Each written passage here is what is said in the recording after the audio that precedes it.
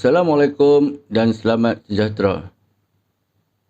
Untuk hari ini, murid-murid, kita akan memfokuskan dalam kemahiran membaca.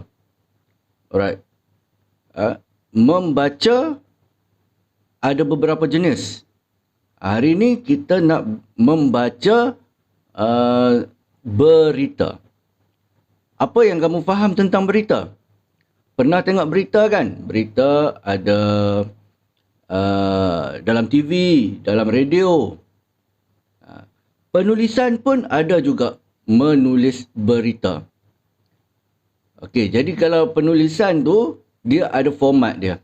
Cumanya hari ni kita nak fokuskan dalam membaca petikan berita. Dalam membaca, apa yang penting adalah intonasi dan sebutan serta nada. Okey, jadi cikgu harap di akhir pelajaran nanti kamu dapat membacakan satu petikan berita dengan sebutan dan intonasi yang betul. Sebelum kita membaca berita, jom cikgu terangkan sedikit bagaimana kita nak membaca berita dengan baik, membaca petikan berita ini dengan baik. Yang pertama ialah intonasi. Intonasi kita perlu tahu, intonasi kita perlu tahu tentang ketinggian suara, penekanan, suara keras, suara lemah, suara lembut, di mana kita nak gunakannya. Maknanya kita tidak menggunakan hanya satu intonasi. Dalam pembacaan ini, nak jadikan pembacaan kamu lebih menarik untuk orang dengar, kamu perlu pelbagaikan intonasi dalam bacaan. Yang kedua adalah tempo suara. Tempo suara kita ketika membaca. Iaitu dia ada irama datar, irama naik, turun dan juga jeda.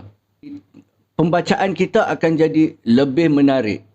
Seterusnya, ketinggian suara. Maksudnya, kekuatan dan kenyaringan suara kita ketika menuturkan perkataan.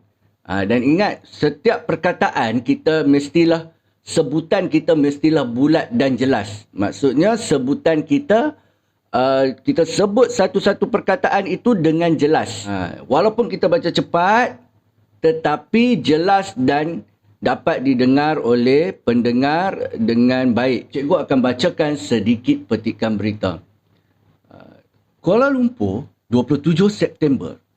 Hujan lebat selama 1 jam menyebabkan banjir kilat di beberapa kawasan rendah di Chowkit dan sekitar Jalan Masjid India. Kawasan ini dinaiki air sedalam kira-kira 1 meter. Banjir kilat ini dikenapasti berpunca daripada sistem pembentungan yang tidak sempurna. Sampah sarap yang dibuang ke dalam sungai dan longkang yang berhampiran menyebabkan kawasan tersebut tersumbat dan menyekat pengaliran air. Sampah sarap itu terapung-apung di kawasan yang dinaiki air. Itu sedikit contoh. Sedikit contoh bacaan yang mana kamu boleh buat lebih baik.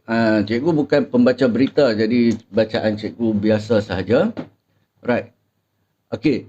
Untuk tugasan kamu, apa yang cikgu nak adalah kamu rakamkan audio bacaan berita kamu berdasarkan teks yang cikgu lampirkan. Kemudian kamu hantarkan kepada grup channel Telegram Bahasa Melayu kita. Okey. Cuba baca dengan sebutan yang jelas, intonasi yang betul apa yang cikgu sampaikan ini. Okey? Baik, sampai kita berjumpa lagi. Assalamualaikum warahmatullahi wabarakatuh. Bye-bye.